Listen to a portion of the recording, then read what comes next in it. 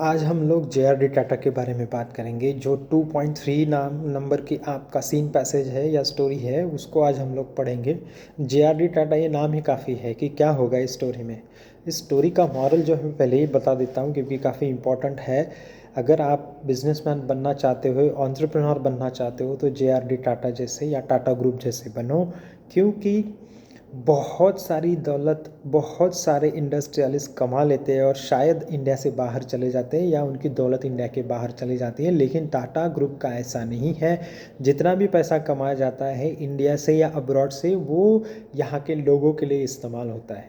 Example के तौर पे अगर टाटा के जो हॉस्पिटल्स है, कैंसर हॉस्पिटल्स, उसी का एक एग्जाम्पल अगर आपको दे दिया तो आपको समझ में आ जाएगा कि why this person is so great for India. और इंडिया की पहचान ही टाटा ग्रुप है। और मैं ये भी बोल सकता हूँ कि टाटा ग्रुप के कारण इंडिया की या भारत की पहचान है। तो इसके बारे में आज हम लोग पढ़ेंगे। The year 2004 is significant for the Tata group. Significant मतलब इम्पॉर्टेंट। 2004 ये जो साल है काफ़ी इम्पॉर्टेंट है टाटा ग्रुप के लिए। रीज़न, ये आपको सवाल पूछा जा सकता है। It marks the 100th birth anniversary of JRD Tata and Naval Tata, क्योंकि 2004 में ही 100वीं बर्थ एनिवर्सरी है JRD टाटा की और नवल टाटा की। उतना ही नहीं, the death centenary of Jamshedji Tata, पुण्यतिथि। डेथ सेंटनरी मतलब क्या? पुण्यतिथि है जिसको 100 साल कंप्लीट हो गए। सेंटनरी मतलब क्या? 100 साल कंप्लीट हो गए जमशेदजी टाटा को मरे हुए। इसलिए 2004 ये साल काफ़ी इम्पोर्टेंट है टाटा ग्रुप के लिए। For 2 generations and more, JRD epitomized a way of life. Epitomized मतलब एक एग्जाम्पल, एक परफेक्ट एग्जाम्पल। एपिटमाइज्ड मतलब क्या? एक परफेक्ट एग्जाम्पल है JRD टाटा।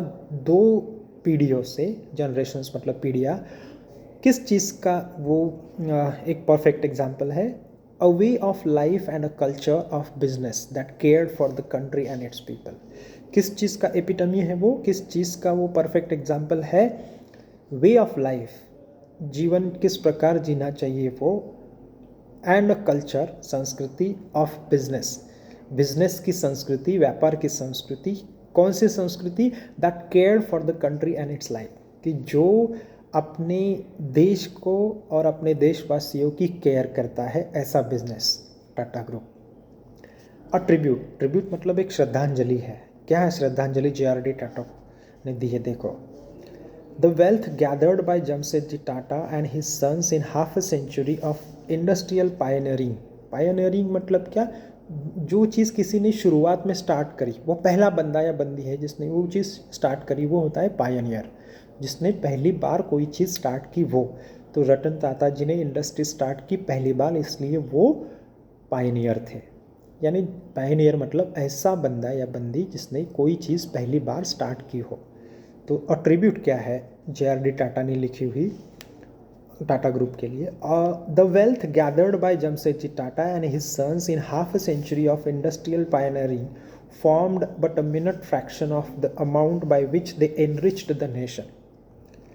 जितनी भी वेल्थ 50 सालों में टाटा ग्रुप, जमशेदजी और उनके सन्स, बेटे, उन्होंने 50 सालों में जितनी भी दौलत कमाई है इंडस्ट्री से, एक फ्रैक्शन में वो दौलत पूरी देशवासियों को भी दे दी है। जितनी दौलत कमाई उतनी लोगों को दे दी, यानी लोग उतने रिच हो गए, समाज, भारतीय समाज उतना रिच हो गया। The whole that wealth is held in trust for the people, क्योंकि वो जो पैसा कमाया है वो किसी पर्सनल अकाउंट में नहीं रखा है टाटा ने, टाटा ग्रुप की जो ट्रस्ट है उसमें रखा है। For the people and used exclusively for their benefit. और वो जो पैसा है वो लोगों के लिए इस्तेमाल किया जाता है और लोगों के भविष्य के लिए या भलाई के लिए ही इस्तेमाल किया जाता है। द साइकिल इज दस कंप्लीट। तो ये जो साइकिल है, एक गोल पहिया है, वो कंप्लीट हो गया। कैसे? What came from the people has gone back to the people many times over. जो पैसा लोगों से कमाया वही पैसा लोगों को दे दिया, और वो काफ़ी ज़्यादा बढ़ा के दिया। So that is what the tribute written by JRD Tata for Tata Group. Born in Paris on July 29, 1904, Jahangir Ratanji Dadabhai Tata. आपको ये फुल फॉर्म पूछा जाता है कि what is the full form of JRD? Jahangir Ratanji Dadabhai, that is BHOY Tata. आप ये याद रखो या अंडरलाइन करके रखो अपनी कॉपी में।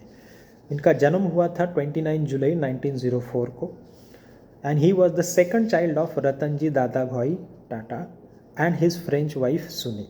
जो रतनजी दादाभाई टाटा है और सुनी जी है जो कि फ्रेंच है, उनका पुत्र है Jahangir, that is JRD।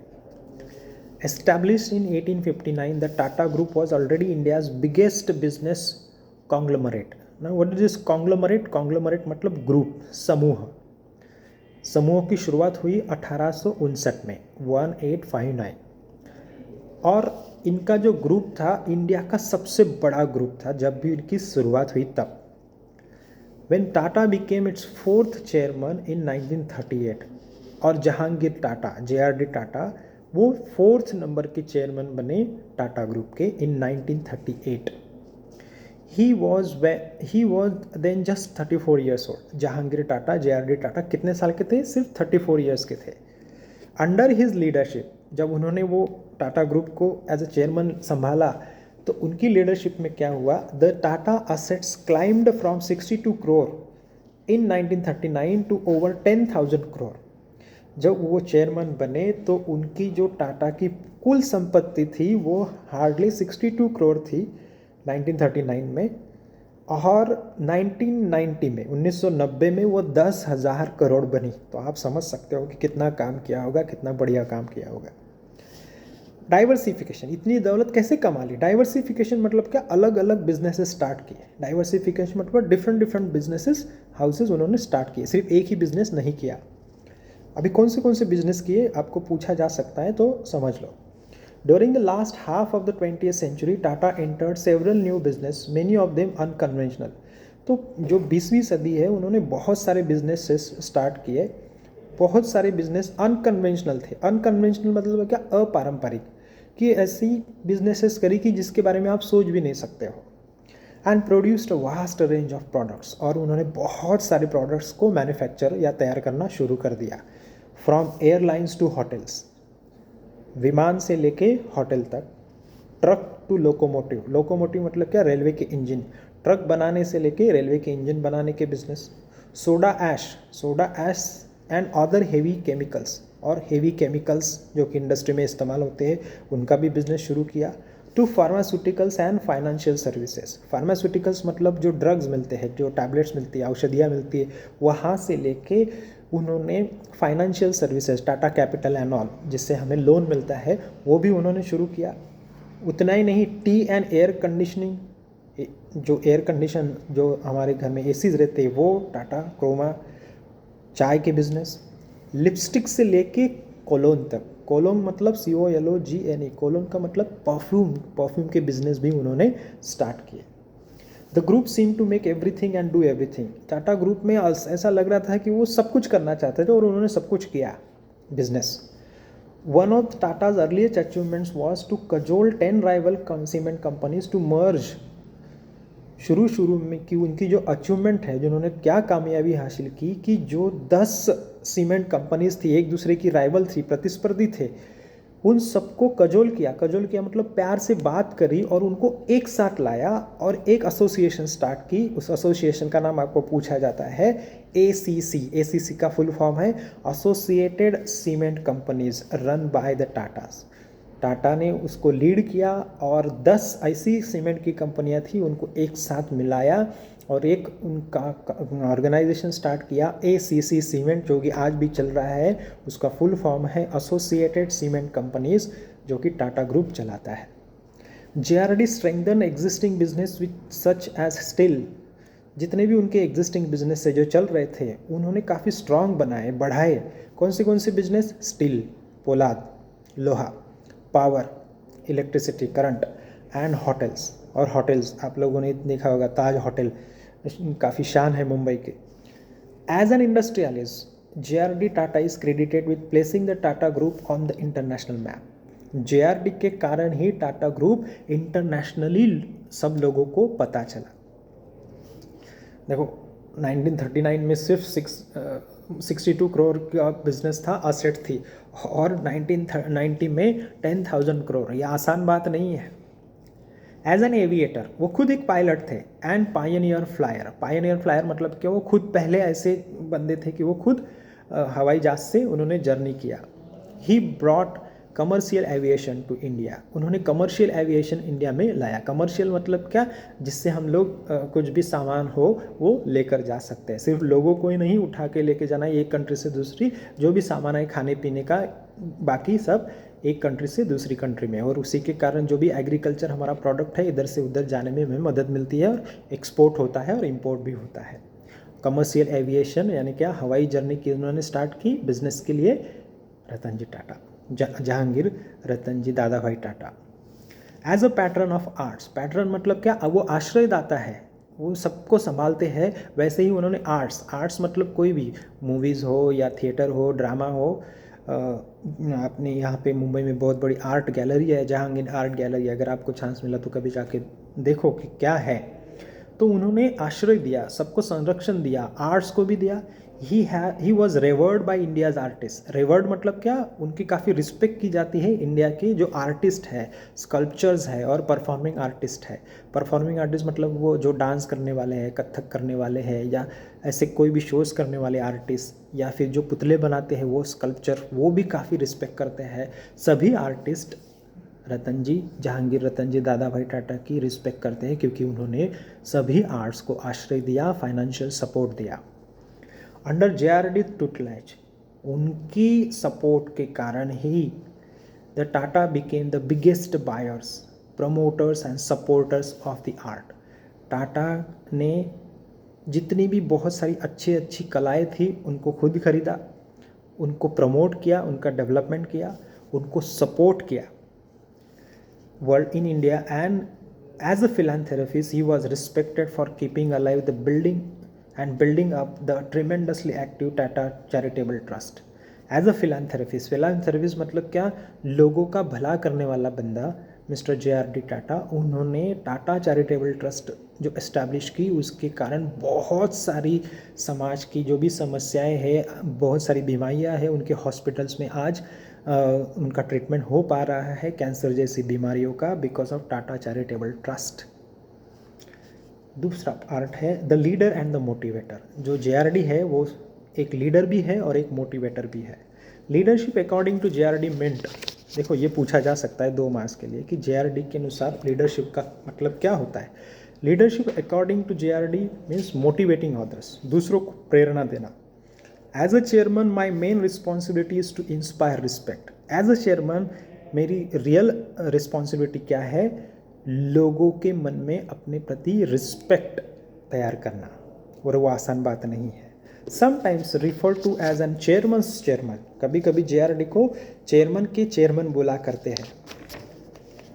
JRD adopted a management by consensus style. उन्होंने एक चीज़ को अडॉप्ट किया, उन्होंने एक्सेप्ट किया। कौन सी चीज़, management by consensus styles. Management by consensus मतलब क्या, अगर टीम को मिलकर कोई डिसीजन लेना है तो कंसेंसस होनी ज़रूरी है। कंसेंसस मतलब क्या, सबकी अनुमति, सबकी परमिशन। और जब सभी लोगों का ओपिनियन लिया जाता है किसी टीम में, तो सब लोगों को लगता है यार मेरी भी डिसीजन है, मेरा भी इन्वॉल्वमेंट है इस डिसीजन में, तो सबको लगता है कि हाँ ये डिसीजन हुआ है, सबने मिलकर किया है, तो चलो काम करते हैं। और यही स्टाइल थी मिस्टर टाटा की, मैनेजमेंट बाय कंसेंसस स्टाइल। ये लोग अंडरलाइन कर लो सब लोग।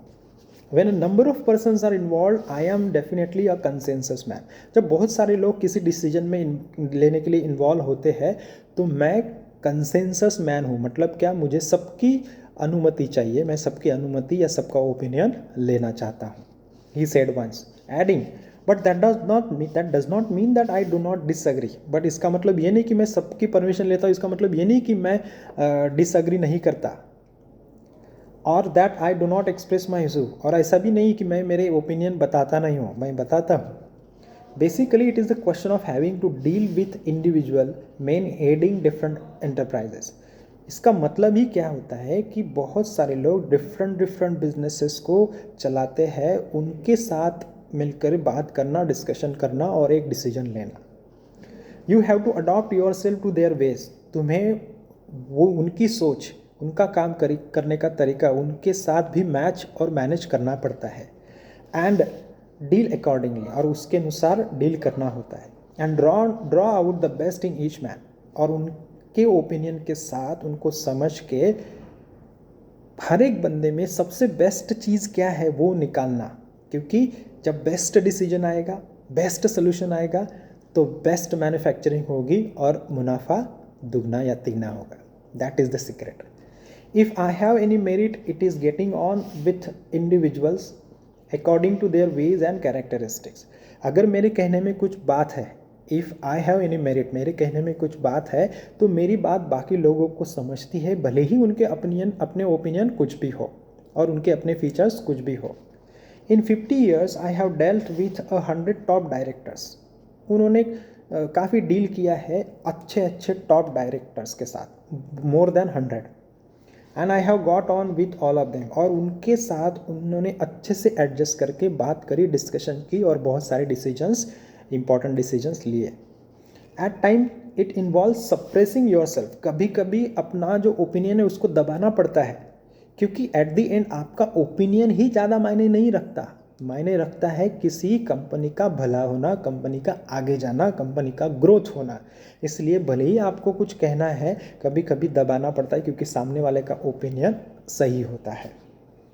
It is painful but necessary. अपने आप को दबाना, अपना ओपिनियन रोक के रखना, ये काफ़ी कष्टदायी होता है कि हर किसी को लगता है कि मेरा ओपिनियन एक्सेप्ट होना चाहिए, लेकिन कभी कभी सामने वाले का ओपिनियन एक्सेप्ट करना पड़ता है और अपना दबाना पड़ता है, क्योंकि ये ज़रूरी है।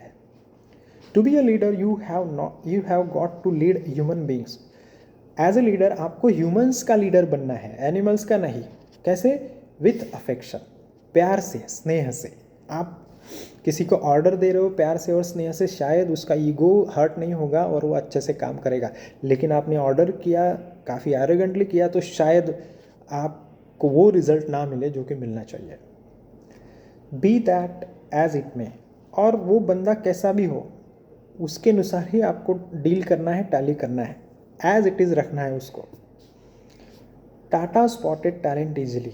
जो भी इंटेलिजेंट लोग थे उनकी खोज उन्होंने एकदम चुटकियों में करी।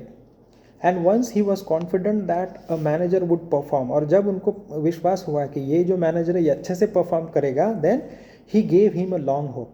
तो उनको अच्छा रिस्पॉन्स दिया, अच्छी होप दी कि भाई हाँ तुम काम करो, मैं तुम्हारे साथ हूँ।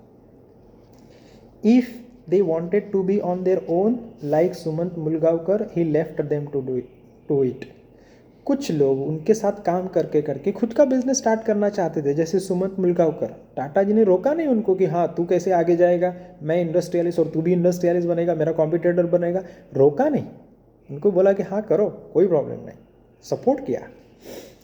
If they occasionally wanted a shoulder to cry on, अगर जो उनके साथ काम करे हुए लोग आगे चल के खुद का बिजनेस स्टार्ट किया और उनको अगर कुछ बात कहनी होती है, खुद का दुखड़ा रोना होता था, तो ये बंदे ने अपना शोल्डर दिया, मतलब हाँ जो भी प्रॉब्लम्स तुम्हारी को आ रही है चलो बताओ मुझे, सॉल्व करने की कोशिश करें। इतना विश्वास। लाइक दरबारी सेठ JRD वॉज देयर। दरबारी सेठ को लॉस हुआ तो वो फिर से JRD टाटा के पास गए, उन्होंने बात सुन ली और मदद भी करी। The supportive climate he built developed entrepreneurs such as sir Homi Modi. ये आपको पूछा जाता है कि उन्होंने कौन से एंटरप्रेन्योर यानी बिजनेसमैन तैयार किए, तो उसका आंसर है sir Homi Mody, sir Ardeshir Dalal, sir Jehangir Ghandy, Rishi Mody, Sumant Mulgaonkar and Darbari Seth. इतने सारे एंटरप्रेन्योर यानी इंडस्ट्रियलिस्ट मिस्टर टाटा ने, JRD टाटा ने बनाए। And others who created billions in wealth for group and the country. ये ऐसे लोग थे कि इन्होंने टाटा ग्रुप के लिए भी बहुत सारे पैसा कमा के दिए और अपने खुद की कंट्री के लिए भी। It was an environment which scientist of international repute such as Homi Bhabha, leading lawyers such as JD Choksi and Nani Palkhivala, and economics such as John Mathai, AD Shroff, DR Pendse and Freddie Mehta could flourish. ये टाटा के कारण ही ये जो बड़े बड़े साइंटिस्ट बने ना इंडिया में, वो बन पाए क्योंकि टाटा ने फाइनेंशियली सपोर्ट किया इनको कि तुम लोग रिसर्च करो, पैसा मैं दूंगा। और कौन से साइंटिस्ट है काफ़ी रेपुटेड, होमी भाभा आप लोगों को पता है। Leading lawyers such as JD Choksi, वो भी, उनको भी मदद करी। नानी पालखीवाला, इकोनॉमिस्ट जो अर्थतज्ञ है, John Mathai and AD Shroff, D R Pendse, उनको भी टाटा जी ने मदद की, एंड फ्रेडी मेहता। ये लोग फ्लरिश हो पाए, बढ़ पाए, ग्रोथ हो पाई उन लोगों की because of Tata. Tata's personal interest in technology combined with India's isolation in 1950s and 1960s। India's isolation मतलब क्या, इंडिया पाकिस्तान सेपरेट हो गए थे, पार्टीशन हुआ था। उस वक्त इंडिया टेक्नोलॉजी में सबसे ज़्यादा इंटरेस्ट दिखाया JRD टाटा ने 1950s एंड 1960s में। और उसके कारण क्या हुआ, spurred several group company, spurred मतलब बहुत सारी संख्या बढ़ी कंपनीज की, सेवरल कंपनीज बढ़ी, particularly Tata Steel, Tata Chemicals to innovate in their fields. तो टाटा कंपनी की, टाटा स्टील और टाटा केमिकल्स, ये ऐसी कंपनियां बढ़ी और उनमें इनोवेशन हो गया बिकॉज ऑफ टेक्नोलॉजी। इनोवेशन मतलब क्या, कुछ नया, नई टेक्नोलॉजी। बी पार्ट है अ बिनाइन बॉस। बिनाइन मतलब काफ़ी काइंड, सिंपथेटिक, दूसरों के प्रति प्रेम और स्नेह रखने वाला। यहाँ पे दूसरे मतलब workers. According to Tata the crux of any successful labour policy, crux मतलब इम्पोर्टेंस, सबसे बड़ी बात क्या है किसी भी लेबर पॉलिसी की, जो कामगारों के लिए जो भी पॉलिसीज बनाई जाती है उसकी, ले in making workers feel wanted. कोई भी पॉलिसी बनाओ, उस पॉलिसी को पढ़ने के बाद हर वर्कर को लगना चाहिए कि हाँ मेरी ज़रूरत है इस कंपनी को। ऐसा नहीं कि मेरे से काम निकाल दिया और फेंक दिया, यूज़ एंड थ्रो, नो, ऐसा नहीं। One of the inherent drawback of modern industry with its large and concentrated labor forces was that each man felt that instead of being a valued member of a friendly and human organization, he was a mere cog in a soulless machine। जो भी inherent drawback है, inherent मतलब जो basic दोष है किसी भी labour policy में, बड़े बड़े जो भी कंपनीज हैं उनका, कि उनमें जो भी बंदा काम कर रहा है, जो वर्कर काम कर रहा है, उसको ये लगता है कि उसका इस्तेमाल एक मशीन का एक पहिया जो होता है ना, उसके जैसा काम उसका इस्तेमाल हुआ है, उसमें अपनापन नहीं था। तो ये ड्रॉबैक जो है इनहरेंट यानी बेसिक ड्रॉबैक है लेबर पॉलिसी का, जो टाटा, JRD टाटा ने बिल्कुल नल आउट कर दिया, निकाल दिया। और उन्होंने क्या किया देखो, because of this a workers attitude towards management becomes one of indifference. जब वर्कर को लगता है कि नहीं मेरा तो सिर्फ यूज़ एंड थ्रो का काम है यहाँ पे, मैं तो कुछ मायने ही नहीं रखता, तो उसके कारण वर्कर्स में क्या डेवलप होता है, इनडिफरेंस। इनडिफरेंस मतलब क्या, वो उदासीन होते हैं, उनको कुछ लेना देना नहीं होता है, भले ही कंपनी डूब जाए या फिर चलती रहे, उनको कुछ अच्छा या बुरा फील नहीं होता। मिसट्रस्ट, उनको अविश्वास लगता है अपनी कंपनी की तरफ और अपने मैनेजमेंट की तरफ। एंड कोल्डनेस, कोल्डनेस मतलब भावना शून्य। भावना शून्य मतलब क्या, कोई फीलिंग नहीं अपने काम के प्रति, अपनी कंपनी के प्रति, अपने मैनेजमेंट के प्रति। Often tinged with hostility. इतना ही नहीं, कुछ वर्कर्स तो अपने जो मैनेजमेंट है या कंपनी है उसको अपना शत्रु समझते हैं because of this inherent drawback in the workers policy. And क्या है वो, they feel that workers are just the cog of soulless machine. Cog of soulless machine मतलब क्या, जो ऐसी मशीन है कि जिसको खुद की आत्मा नहीं है, उसका वो एक पहिया है, बस चलाने के लिए उसका इस्तेमाल किया और फेंक दिया। इसके कारण वर्कर्स में अपनापन नहीं होता है अपनी कंपनी की तरफ। लेकिन टाटा स्टील ने क्या किया देखो, Tata Steel became one of the earliest companies in India to have a dedicated human resource department. ऊपर बहुत सारी कंपनियों ने वर्कर्स को सिर्फ यूज़ एंड थ्रो के लिए इस्तेमाल किया। उसके कारण क्या हुआ कि बहुत सारे एम्प्लॉयज़ अपने एम्प्लॉयर्स को शत्रु मानने लगे और खुले में उनसे झगड़े भी करने लगे।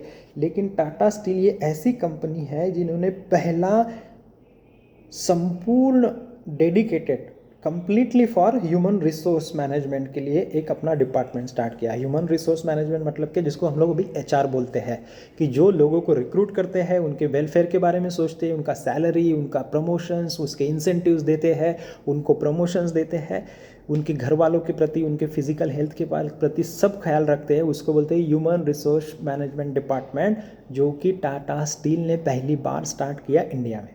आसान है क्या ये? Expressing surprise that company has functioned so long without one, Tata commented, if our operations required the employment of say 30,000 machine tools, we would undoubtedly have a special staff or department to look after them, to keep them in repair, replace them when necessary, maintain their efficiency, protect them from damage.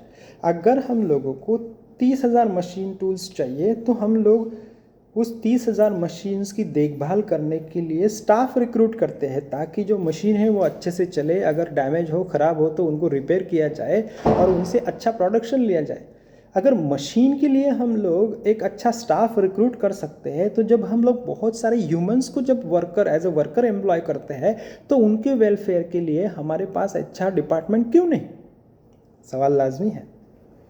But when employing 30,000 human beings each with a mind and soul of his own, हर एक worker की जिसको खुद का मन और खुद की आत्मा होती है, अगर हम लोग 30,000 ह्यूमन बींग्स को रिक्रूट करते हैं, we seem to have assume that they would look after themselves.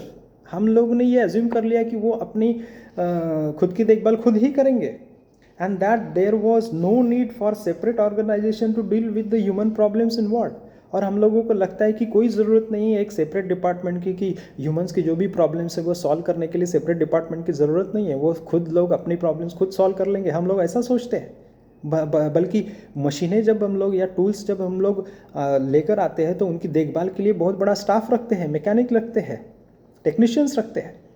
सवाल पूछा, Jehangir Ratan ji Dadabhai died in Geneva on November 29, 1993। 1993 29 नवंबर में जिनेवा में जहांगीर दादाभाई की देहांत हुआ। And made his money in India, उन्होंने इंडिया के लिए बहुत सारे पैसे जुटाए। Few addressed him with the full pomposity of the name, बहुत सारे लोग उनको जहांगीर रतन जी दादाभाई टाटा बोलते हैं, लेकिन पॉम्पोसिटी मतलब बहुत बड़ा चढ़ा के बोलना, लंबा नाम लेना। With which he was born, of course by birth उनका नाम वही था, but he was simply JRD to the world, लेकिन वो पूरे जहाँ के लिए सिर्फ JRD थे, एंड उनके दोस्तों के लिए भी, to his friends. JRD was India's most well known industrialist. JRD जो थे काफ़ी वेल नोन, काफ़ी प्रसिद्ध इंडस्ट्रियलिस्ट थे इंडिया के, widely respected for his enormous contribution to the development of Indian industry and aviation in particular.